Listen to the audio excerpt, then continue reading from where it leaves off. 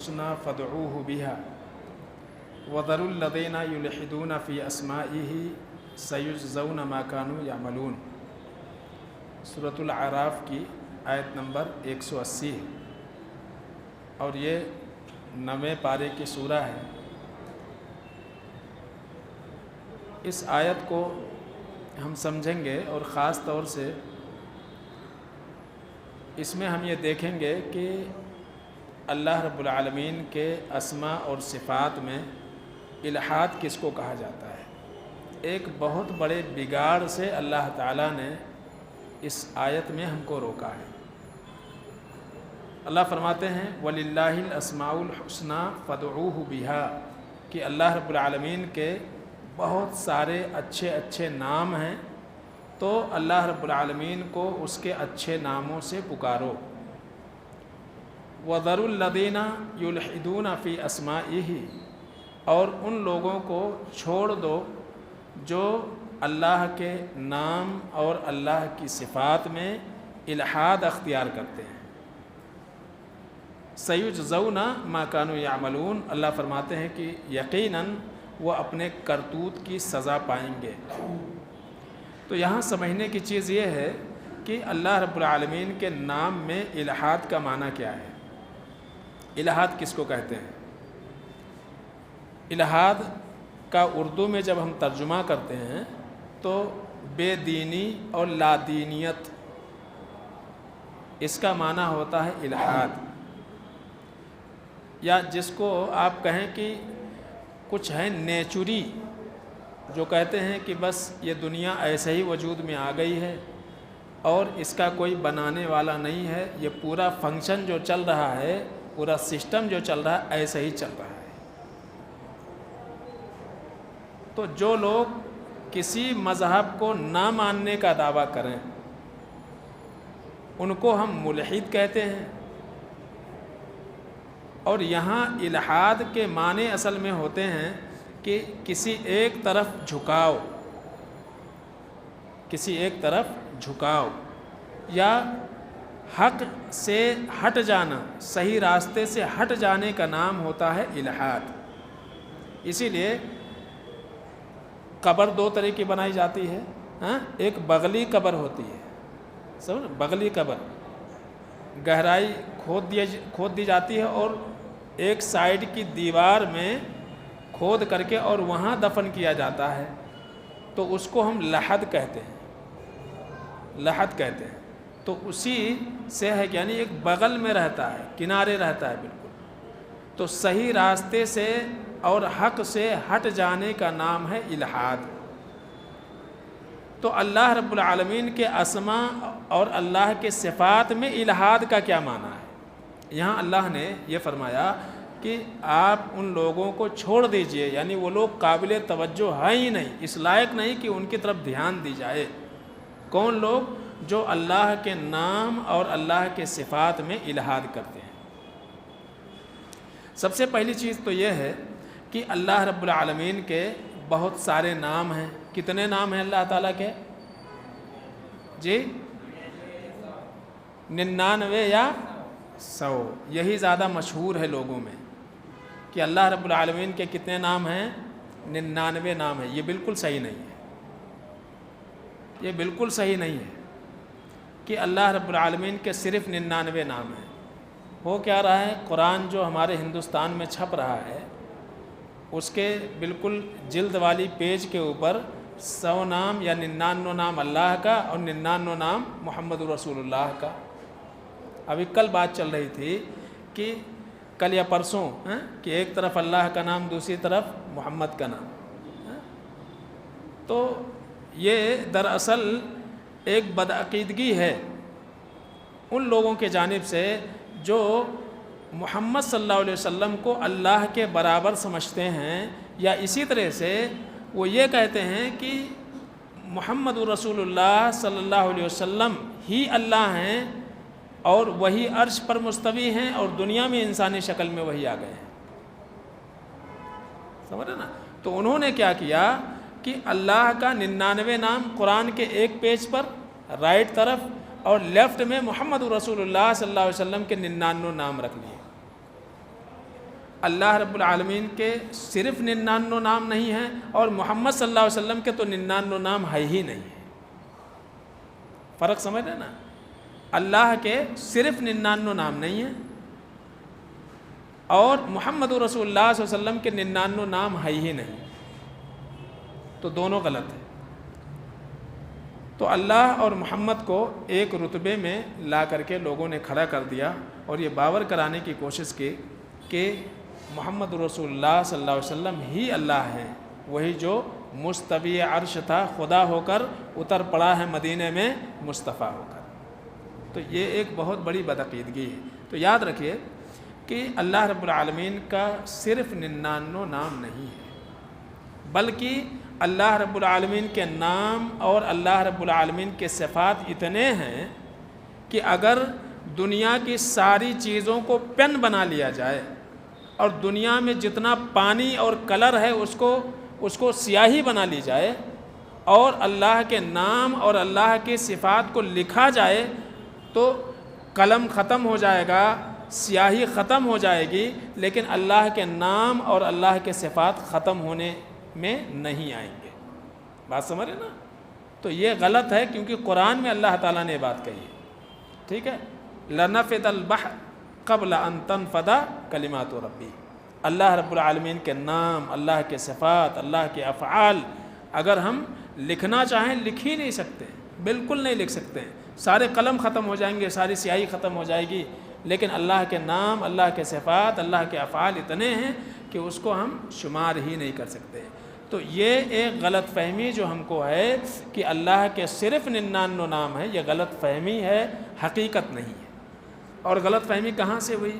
صحیح بخاری میں ایک روایت ہے کہ جس نے اللہ رب العالمین کے 99 نام یاد کر لیے وہ جنت میں داخل ہوگا۔ وہ حدیث اپنی جگہ پر صحیح ہے، وہاں یہ نہیں لکھا ہوا ہے کہ اللہ کے کل نام 99 ہیں، کم سے کم 99 نام یاد رکھ کے اور اس کے تقاضے کے مطابق جو زندگی گزارے۔ خالی رٹ لینے سے کام نہیں بنے گا، کوئی منتر نہیں ہے وہ۔ اللہ رب العالمین کے نام کو اگر ہم یاد کرتے ہیں تو اللہ کے اسماء اور صفات کے تقاضوں کو بھی پورا کرنا پڑے گا، یاد رکھیے، تب جا کر کے اللہ کی جنت ملے گی۔ تو اللہ رب العالمین کے نام اور اللہ کے صفات کے تعلق سے ایک قاعدہ ہمیشہ ذہن میں رکھیے، وہ قاعدہ یہ ہے، اصول یہ ہے کہ اللہ کے نام اور اللہ رب العالمین کے صفات توقیفی ہیں۔ کیا ہیں؟ توقیفی ہیں۔ توقیفی کا مطلب یہ ہے کہ وہ اللہ نے جو بتائے ہیں اور محمد رسول اللہ ہی نے بتائے ہیں۔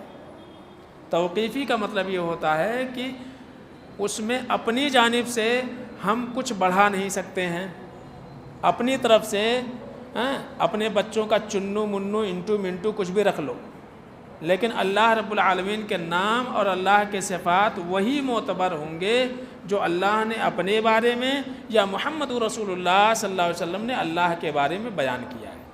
ہم اپنی طرف سے نہ تو اللہ کو کوئی صفت دے سکتے ہیں اور نہ ہی اللہ کا کوئی نام ہم تجویز کر سکتے ہیں، سمجھ رہے نا؟ ہاں، وہ ہمارے گھر کا پیدا شدہ بچہ نہیں ہے کہ پیدا ہوا یا پیدا ہونے سے پہلے نام سوچتے ہیں اس کا۔ تو اللہ کا جو نام ہے اور اللہ کی جو صفتیں ہیں وہ توقیفی ہیں، وہی نام اللہ کے مانے جائیں گے جو اللہ نے بتائے ہیں، یا وہی نام اور وہی صفات اللہ کے سمجھے جائیں گے جو اللہ اس کے رسول نے بتایا ہے۔ ہم اپنی طرف سے کوئی نام نہیں رکھ سکتے ہیں، ٹھیک ہے؟ تو یہ اہل السنہ والجماعہ کا عقیدہ ہے کہ اللہ تعالیٰ نے، دوسری بات، یہ پہلی بات ہو گئی کہ اللہ کے اسماء اور صفات کیا ہیں؟ توقیفی ہیں۔ نمبر 2، دوسری سب سے اہم بات جو یاد رکھنے کی وہ یہ ہے کہ اللہ تعالیٰ نے اپنے بارے میں یا محمد رسول اللہ صلی اللہ علیہ وسلم نے اللہ کے بارے میں جو کچھ بتایا ہے، جیسا بتایا ہے، ہم کو اس کو ویسا ہی ماننا ہے، ہم کو اس کو ویسا ہی ماننا ہے، چاہے ہماری عقل میں وہ بات آئے اور چاہے نہ آئے۔ وہاں دماغ نہیں لڑانا ہے یا اپنا ناقص دماغ یوز نہیں کرنا ہے وہاں پہ۔ اللہ نے کہا کہ اللہ سنتا ہے تو ہم کو مان لینا اللہ سنتا ہے، اللہ دیکھتا ہے، اللہ ہنستا ہے، اللہ بولتا ہے، اللہ کو ہاتھ ہے، اللہ کے دونوں ہاتھ رائٹ ہیں، ہمارے پاس کیا ہے؟ ایک لیفٹ اور ایک رائٹ، ٹھیک ہے، لیکن اللہ رب العالمین کے بارے میں کہ اللہ کے دونوں ہاتھ رائٹ ہیں، اب وہاں دماغ مت لڑاؤ کیسے، بس ہم کو کیا کرنا ہے، مان لینا ہے اللہ دیکھتا ہے، اللہ ہنستا ہے، اللہ ناراض ہوتا ہے، اللہ آسمان دنیا پر نزول کرتا ہے، اللہ عرش کے اوپر مستوی ہے، ٹھیک ہے، یہ ساری چیزیں جو اللہ رب العالمین نے اپنے بارے میں قرآن میں کہا ہے یا محمد رسول اللہ صلی اللہ علیہ وسلم نے اللہ کے بارے میں بتایا ہے، ہم کو اس کو ویسے ہی ماننا ہے۔ کیسے؟ یہ کیسے میں نہیں جانا ہے، اس لیے کہ ہم کسی چیز کی کیفیت جب ہم اپنی نگاہوں سے دیکھ لیتے ہیں تو پھر ہم سوچ سکتے ہیں یہ کیمرہ کیسا دکھتا ہے، یہ پین کیسا دکھتا ہے، ایسا دکھتا ہے، لیکن ہم نے تو اللہ کو دیکھا نہیں ہے، تو پھر اللہ کے بارے میں یہ کہنا کہ جیسے ہمارے پاس ہاتھ ہے ایسے اللہ کو بھی ہاتھ ہوگا، بالکل غلط ہے۔ جیسے ہم دیکھتے ہیں اللہ ویسے ہی دیکھتا ہے، جیسے ہم سنتے ہیں اللہ ویسے ہی سنتا ہے، جیسے ہم چلتے ہیں اللہ ویسے ہی چلتا ہوگا، جیسے ہم کھلکھلا کے ہنستے ہیں اللہ ویسے ہی ہنستا ہوگا، یہ کہنا درست نہیں ہے۔ فلا تضربوا للہ الامثال، دنیا میں چیزوں کو سمجھانے کے لیے ہم مثال دیتے ہیں، فلاں کیسا دکھتا، فلاں بالکل شیر ہے، تو شیر مطلب کیا ہو گیا، اس کو دم ہے؟ نہیں، بلکہ یہ ہے کہ قوت اور بہادری میں کیا ہے، وہ شیر ہے۔ تو دنیا میں کسی چیز کو سمجھنے کے لیے ہم مثال دے سکتے ہیں، لیکن اللہ کے لیے اور اللہ کے صفات کے لیے مثالیں دینے سے منع کیا گیا۔ فلا تضربوا للہ الامثال، اللہ رب العالمین کے لیے مثالیں مت بیان کرو، مثالوں سے مت سمجھو، بس اللہ کے بارے میں اللہ نے کہہ دیا تو ہم کو مان لینا ہے۔ اب اللہ سنتا ہے، ہر پکارنے والے کی سنتا ہے، چاہے وہ گنہگار ہوں نیک ہوں، سب کی سنتا ہے، یہ ہم کو مان لینا۔ اب اپنا دماغ نہیں لڑانا ہے، اللہ گنہگاروں کی کیسے سنے گا، ہم کو تو واسطے اور وسیلے کے ذریعے سے جانا پڑے گا، ڈائریکٹ نہیں انڈائریکٹ جانا پڑے گا، یہ دماغ کیوں لڑانا ہم نے؟ یہ ہے الحاد، کہ جب آدمی اللہ کے نام اور اللہ کے اسماء، اس کے صفات کے بارے میں اپنا دماغ لڑاتا ہے تو وہ کیا ہے، صحیح چیز سے بھٹک جاتا ہے، اسی چیز سے جو ہے روکا گیا۔ پھر یہ کہا گیا لیسا کمثلہ شیء، اللہ جیسی کوئی چیز ہے ہی نہیں، یعنی اللہ کے بارے میں بتا دیا گیا اللہ کو آنکھ ہے، اللہ دیکھتا ہے، اللہ سنتا ہے، اللہ بولتا ہے، اللہ چلتا ہے، اللہ ناراض ہوتا ہے۔ پھر کہہ دیا گیا لیسا کمثلہ شیء، اللہ جیسی کوئی چیز نہیں۔ تو اب ہم کس چیز کو دیکھ کر کے اللہ کا اندازہ لگائیں گے؟ ہم کو لگانے کی بھی ضرورت نہیں، ہم کو لگانے کی ضرورت نہیں ہے، کیونکہ دنیا میں کوئی ایسی چیز نہیں جو اللہ جیسی ہو، یہ قرآن نے واضح کر دیا۔ تو الحاد کی صورت کیا ہے کہ اللہ رب العالمین کے کسی صفت کا انکار کر دیا جائے، یہ الحاد کی صورت ہے۔ بہت سارے، میں یہ کہوں گا، اللہ ابن قیم رحمۃ اللہ علیہ کہتے ہیں کہ تمام علوم کی اصل اللہ اور اس کے صفات کا علم حاصل کرنا ہے، بلکہ یہ اصل علم ہے۔ اور اسی لیے آپ دیکھیں کہ اہل علم نے عقیدے کے باب میں جب اصول متعین کیا تو ان بنیادی اصول میں سے ایک اصول کیا رکھا؟ اللہ کی معرفت۔ اصول ثلاثہ میں کیا ہے؟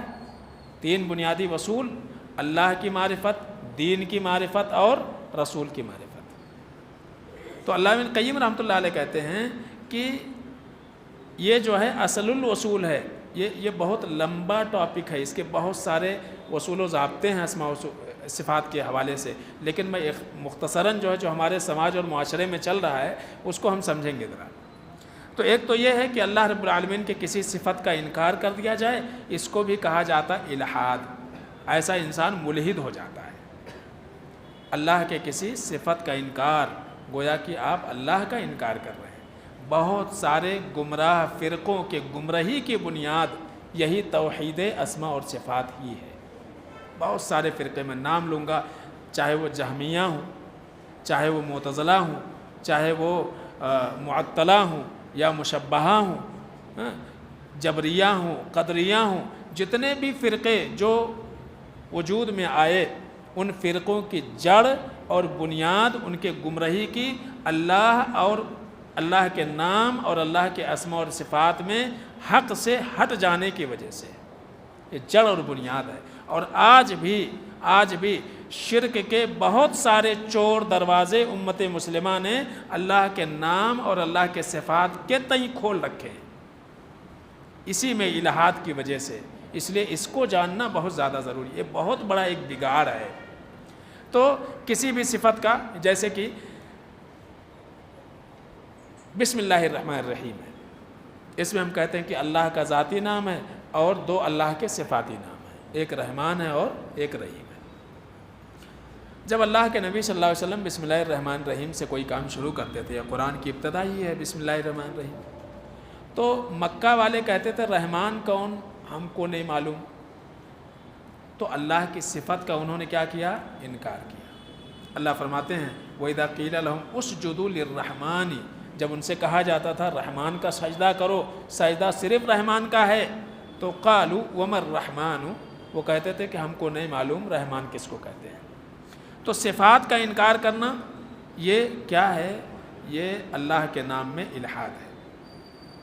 اسی طرح سے اپنی طرف سے اللہ کا کوئی نام رکھ لینا، اپنی طرف سے ہم اللہ کا کوئی نام رکھ لیں، یہ بھی الحاد ہے، یہ بھی الحاد ہے۔ جیسے کہ آج انگریزی بولنے والے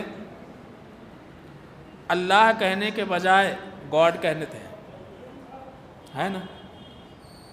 سمجھ رہے ہیں؟ اب ہندی بولیں گے تو کہیں گے ایشور یا بھگوان، سمجھ رہے نا؟ پھر انگلش میں بولیں گے تو آپ گاڈ کہیں گے۔ سوال یہ ہے کہ کیا قرآن میں اور حدیث میں اللہ کا نام گاڈ کہیں لکھا ہوا ہے؟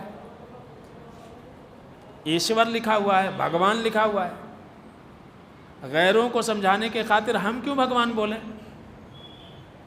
اور دوسرا سوال عقلی دلیل اس کی یہ ہے کہ نام جو ہوتا ہے اس کا ٹرانسلیٹ نہیں ہوتا ہے، سمجھ رہے نا؟ بھئی آپ کا جو نام ہے، اگر عبداللہ نام ہے تو ہندی میں کیا لکھیں گے اس کو، اور انگلش میں عبداللہ لکھیں گے نا، کہ انگلش میں اس کا ٹرانسلیٹ لکھیں گے؟ نہیں نا۔ تو اللہ رب العالمین کا نام اللہ نے قرآن میں اللہ کہا ہے، اللہ کہا ہے، تو اللہ کا نام گاڈ نہیں ہے۔ اگر آپ انگلش میں بھی کسی کو بول کر کے سمجھا رہے ہیں تو اللہ ہی کہیں گے، وہاں گاڈ نہیں کہہ سکتے۔ تو کیا کیا؟ کچھ لوگوں نے اپنی طرف سے اللہ کا نام رکھ لیا گاڈ، کچھ لوگوں نے نام رکھ لیا ایشور، کچھ لوگوں نے نام رکھ لیا بھگوان، کچھ لوگوں نے جیسے کرسچنوں نے کیا، کرسچنوں نے فادر کہنا شروع کیا، اب کہتے ہیں، وہ باپ کہتے ہیں، الاب، یعنی کرسچن جو ہے وہ الاب کہتے ہیں، باپ کہتے ہیں۔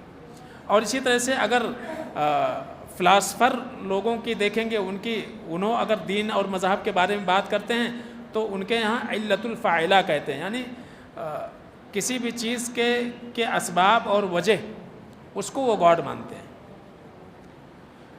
تو یہ کیا ہے؟ اللہ نے منع کیا ہوا ہے، وَأَن تَقُولُوا عَلَى اللَّهِ مَا لَا تَعْلَمُونَ، اللہ کے بارے میں وہ کہتے ہو جو تم کو معلوم نہیں ہے۔ اللہ نے اپنا نام رکھا ہے وہ نام سے، تو وَلِلَّهِ الْأَسْمَاءُ الْحُسْنَى فَادْعُوهُ بِهَا، اللہ کے سارے نام اچھے ہیں تو اللہ کو اس کے نام سے پکارو، اللہ کو اس کے نام سے پکارو۔ اپنی طرف سے کوئی نام رکھنا اللہ کا، یہ کیا ہے؟ الہاد ہے، بے دینی ہے۔ اسی طرح سے اللہ کے ناموں میں تبدیلی کر دینا، نام تو اللہ کا ہو لیکن تھوڑا سا اس میں چینجنگ کر کے کچھ اور رکھ لینا۔ جیسے کہ مشرکین مکہ نے کیا کیا، ایک آپ دیکھیں گے، سنے ہوں گے بار بار، ان کے بہت مشہور بت کیا تھے، ایک کا نام لات تھا، ایک کا نام عزا تھا، ایک کا نام منات تھا۔ یہ بڑے قبائل کے مشہور بت تھے۔ یہ لات ہے کیا؟ لات جو ہے یہ الہ سے انہوں نے نام رکھا، اللہ الہ، لا الہ الا اللہ، تو الہ سے انہوں نے کیا رکھ لیا؟ اس کو لات نام رکھ لیا۔ اور عزیز، اللہ کی ایک صفت کیا ہے؟ عزیز، العزیز، اس سے انہوں نے عزا رکھ لیا۔ ایک صفت ہے اللہ کی المنان، انہوں نے پھر اپنے ایک بت کا نام، دیوی کا نام رکھ لیا منات۔ تو یہ کیا تھی؟ بے دینی تھی۔ اللہ کا نام وہ یوز کر رہے تھے، اس میں تھوڑی تبدیلی کر کے یہ چیزیں غلط ہیں، یہ چیزیں بالکل غلط ہیں۔ اسی طرح سے کہ اللہ رب العالمین کے صفات میں الہاد کی ایک صورت یہ ہے کہ اللہ کے ناموں کی تعویل کر دی جائے، صفات میں تعویل کر دی جائے۔ تعویل کا مطلب یہ ہے کہ اللہ نے کہا کہ اللہ کو ہاتھ ہے، جیسے میں نے ابھی کہا کہ حدیث میں یہ ہے کہ اللہ کے دونوں ہاتھ سیدھے ہیں، ٹھیک ہے؟ تو بعض لوگوں نے کیا کیا، کہا کہ یہاں ید کہہ کر کے طاقت و قوت، جیسے کہ عام طور سے اردو میں ہم استعمال کرتے ہیں نا، کہتے ہیں کہ ارے اس کے سر پہ فلاں کا ہاتھ ہے، کیا بتانا چاہتے ہیں؟ مطلب یہ ہے کہ اس کے پیچھے فلاں ہے، سمجھ رہے نا؟ تو ہم کہتے ہیں اس کے سر پر فلاں کا ہاتھ، تو کیا مطلب وہ اس کے سر پہ ہاتھ رکھے رہتا ہمیشہ گھومتا؟ نہیں نا۔ تو ایسے ہی کچھ لوگوں نے دنیاوی اعتبار سے یہ کہہ لیا کہ جہاں کہیں بھی اللہ کے بارے میں ید کا تذکرہ ہے کہ اللہ کو ید ہے، ہاتھ ہے، تو اس سے مراد جو ہے طاقت و قوت ہے، جیسے کہ عمومی طور سے دنیا میں ہم یوز کرتے ہیں۔ لیکن یہ کیا ہے؟ یہ الہاد ہے، بے دینی ہے۔ اگر اللہ نے بتایا ہے کہ اللہ کے ہاتھ ہے تو ہم کو مان لینا، وہاں طاقت و قوت کے بارے میں ہم کیوں تعویل کرنے جائیں؟ تعویل کا مطلب ہوتا ہے کسی چیز کو اس کے اصلی معنی سے پھیر دینا، تو یہ چیزیں درست نہیں ہیں۔ دوسری، ہم کو کوئی چیز عقل میں نہ آئے اس لیے اس کو چھوڑ دینا، یہ بھی درست نہیں ہے۔ تو تعطیل بھی درست نہیں ہے، اللہ کی کسی صفت کو ماننا، کسی صفت کو نہیں ماننا، کچھ ماننا کچھ چھوڑ دینا۔ جیسے کہ مشبہہ جو ہے، مشبہہ اور معطلہ خاص طور سے، وہ لوگ آئے تو انہوں نے کیا کیا، اللہ کے بعض صفات کو مانا اور بعض صفات جو ان کے دماغ میں نہیں آ رہے تھے، عقل میں، ناقص عقل میں، اس کا انہوں نے انکار کر دیا۔ تو اللہ رب العالمین کے ناموں میں، صفات میں الہاد کی ایک صورت یہ ہے کہ آدمی عقل کو پیمانہ بنا کر کے اور جو اس کے عقل میں آئے مانے اور جو اس کے عقل میں نہ آئے چھوڑ دے، یہ کیا ہے؟ بے دینی ہے، یہ بے دینی ہے۔ اسی طرح سے ایک صورت یہ ہے کہ اللہ کے صفات میں جو پائے جانے والے معنی اور مفہوم ہیں، مفہوم کو مخلوق میں سے کسی کے اندر مان کر کے وہ صفت ان کے اندر ماننا، یہ سب سے بڑی بے دینی ہے۔ آج ہمارے بہت سارے بھائی جو بگڑے ہوئے ہیں، ان کے بگاڑ کا ایک بنیادی سبب یہی ہے کہ اللہ کے جو صفات ہیں وہی صفت ہم مخلوق میں مان کر کے اور ایک نام ان کا اپنی طرف سے رکھ لیے۔ جیسے کہ مثال دیں کہ آج ہمارے سماج میں ایک طبقہ کیا ہے، عبد القادر جیلانی کو کیا کہتے ہیں؟ غوث آدم، غوث آدم۔ اور اسی طرح سے ان کو غوث اعظم اور کیا کہتے ہیں؟ دستگیر بھی کہتے ہیں، دستگیر، ہاتھ تھامنے والا۔ کیوں؟ وہ منکر نکیر کا ہاتھ پکڑ لیے تھے انہوں نے، فرشتوں سے بھی زیادہ طاقتور، سمجھ گئے نا؟ تو ان کا ہاتھ پکڑ لیے۔ اور اسی طرح سے علی ہجوری، ان کے بارے میں ان کا عقیدہ یہ ہے کہ وہ کیا ہیں؟ وہ داتا ہیں اور گنج بخش ہیں، نام رکھ لیے۔ اسی طرح سے معین الدین چشتی، ان کے بارے میں کیا ہے؟ KGN ہے نا؟ ہاں، خواجہ غریب نواز۔ ایسے کئی چیزیں ہیں، دیکھیے گاڑیوں کے اوپر، دکان کے اوپر، سب یہی نام لکھے ہوئے ہیں۔ اب مسئلہ سب سے بڑا یہ ہے کہ یہ جو اگر اس کے معنی پر غور کریں گے تو سارے صفات اور سارے اوصاف کس کے ہیں؟ اللہ کے ہیں۔ یہ سب اوصاف کس کے ہیں؟ اللہ کے اوصاف ہیں۔ لیکن ان اوصاف کو انہوں نے اپنے پیر پگاڑوں کے نام میں سمجھ لیا اور ان کے اندر سمجھ لیا، پیروں فقیروں میں۔ تو یہ بھی کیا ہے؟ بے دینی ہے اور یہ شرک ہے، یہ شرک ہے۔ تو انہوں نے یہ چیز کر لی۔ اب آپ دیکھیے غوث اعظم، غوث اعظم کا مطلب یہ ہوتا ہے کہ سب کی فریاد سننے والا اور سب سے بڑا فریاد سننے والا۔ اب اللہ نے اپنے بارے میں قرآن کے اندر فرمایا امن یجیب المضطر اذا دعاہ ویکشف السوء۔ ذرا یہ بتاؤ کہ ایک مجبور اور پریشان حال کی فریاد کون سنتا ہے؟ اللہ، اللہ ہی سنتا ہے۔ تو فریاد رساں اور فریاد سننے والا کون؟ اللہ رب العالمین قرآن یہ کہتا ہے، اور یہ کہتے ہیں کہ نہیں غوث اعظم وہ ہیں۔ تو غوث اعظم معنی کے اعتبار سے اللہ رب العالمین ہے، لیکن اللہ کو ہم غوث اعظم نہیں کہہ سکتے ہیں، یاد رکھیے، اللہ کو غوث اعظم نہیں کہہ سکتے ہیں، لیکن صفات اللہ ہی کی ہے، وہ صفت اللہ کی ہے۔ ان لوگوں نے کیا کیا، ڈائریکٹلی اگر ان کو اللہ کہیں گے تو پھر کیا ہو جائے گا، تو پھر تو باہر ہی ہو جائیں گے دین کے۔ تو انہوں نے کیا کیا، صفت معنی لیا اور اس معنی کو اردو میں ڈھالا اور نام رکھ دیا۔ یہ بھی کیا ہے، الہاد ہے، سب سے بڑی الہاد ہے۔ اسی طرح سے دستگیر، ہاتھ تھامنے والا، یہ بھی اللہ رب العالمین کی صفت ہے۔ اللہ فرماتے ہیں اذا مس الانسان الضر دعانا لجنبه او قائدا او قائما، کہ ایک انسان کو جب تکلیف پہنچتی ہے تو کھڑا ہو، لیٹا ہو، بیٹھا ہو، پہلو پر ہو، وہ کس کو پکارتا ہے؟ صرف اللہ کو پکارتا ہے۔ جب ساری طرف سے پورے تدابیر ختم ہو جاتے ہیں تو ڈاکٹر بھی بول دیتے ہیں اب ان کو دوا کی نہیں دعا کی ضرورت ہے، ان کو دعا کی ضرورت ہے۔ تو اللہ ہی تھامنے والا ہے، اللہ ہی تھامنے والا ہے۔ تو دستگیر اللہ رب العالمین ہے۔ اسی طرح سے داتا کا مطلب ہوتا ہے سب کچھ دینے والا، سب کچھ دینے والا، وہ داتا ہے۔ اور وہ کون ہے؟ اللہ۔ اللہ فرماتے ہیں ما یفتح اللہ للناس من رحمت فلا ممسک لها۔ اللہ تعالیٰ اگر کسی کو کچھ دینا چاہے، دنیا میں کوئی ایسی طاقت نہیں ہے جو اس میں رکاوٹ پیدا کر دے، رکاوٹ پیدا کر دے۔ اور وما یمسک فلا مرسل له من بعدہ، اور اللہ کسی کو کچھ نہ دینا چاہے تو دنیا کی کوئی طاقت اللہ سے زبردستی دلا نہیں سکتی ہے۔ تو داتا اللہ رب العالمین ہے۔ پھر قرآن میں اللہ کے صفات بیان کیے گئے، للہ ملک السماوات والارض یخلق ما یشاء یہب لمن یشاء اناثا ویہب لمن یشاء الذکور۔ اللہ رب العالمین ہی ہے جو زمین و آسمان میں ہر چیز کا اختیار رکھتا ہے، ساری ملکیت اللہ کے ہاتھ میں ہے، اور اللہ جو چاہتا ہے پیدا کرتا ہے، کسی کو لڑکے دیتا، کسی کو لڑکی دیتا، کسی کو لڑکا لڑکی دونوں دیتا، اور کسی کو کچھ نہیں دیتا۔ تو یہ اختیار کس کے پاس ہے؟ اللہ کے پاس ہے۔ تو داتا اللہ ہی ہے، لیکن لوگوں نے کیا کیا، اللہ کو چھوڑ کر کے داتا کسی اور کو مان لیا۔ یہ کیا ہے؟ الہاد ہے۔ اسی طرح سے گنج بخش مطلب کیا ہوتا ہے؟ خزانے بخشنے والا، خزانے کا مالک۔ للہ خزائن السماوات والارض، اللہ ہی کے پاس زمین و آسمان کے خزانے ہیں، اللہ کے پاس ہیں۔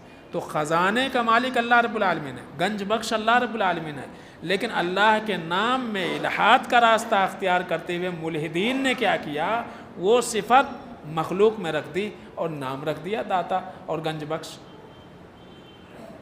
تو ایسی کئی ساری مثالیں ہیں۔ غریب نواز، غریب نواز مطلب کیا ہوتا؟ غریبوں کو نوازنے والا۔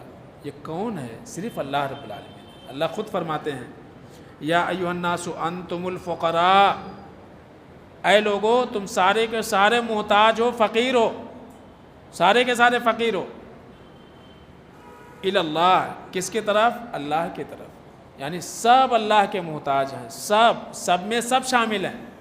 جن کو انہوں نے غریب نواز کہا یہ بھی شامل ہیں اس میں۔ تو غریب نواز اللہ ہے، مخلوق نہیں، اللہ ہے۔ تو کہنے کا مقصد یہ ہے کہ سب سے بڑا مدد کرنے والا، مشکل میں ہاتھ تھامنے والا، دینے والا اور روکنے والا، سب سارے کیا ہیں؟ اللہ کے صفات ہیں، اللہ کے افعال ہیں۔ ان صفات اور افعال کو اللہ کو چھوڑ کر کے کسی اور میں ماننے کو کیا کہا جاتا ہے؟ الہاد کہا جاتا ہے۔ اور ایسا کرنے والے کو کیا کہتے ہیں؟ ملحد، ملحد۔ تو یہی جو ہے منع کیا گیا ہے، للہ الاسماء الحسنی فادعوہ بہا، اللہ کے جتنے نام ہیں اللہ کو اس کے اچھے ناموں کے ساتھ پکارو، وذروا الذین یلحدون فی اسمائہ، اور ان لوگوں سے ربط و تعلق مت رکھو جو اللہ کے نام اور اللہ کے صفات میں الہاد کا راستہ اختیار کرتے ہیں، سیجزون ما کانوا یعملون، ان قریب مرنے کے بعد انہیں ان کے کیے کی سزا ملے گی۔ اللہ سے دعا ہے کہ العالمین ہم سب کو سمجھنے عمل کرنے کی توفیق عطا فرمائے، آمین یا رب العالمین۔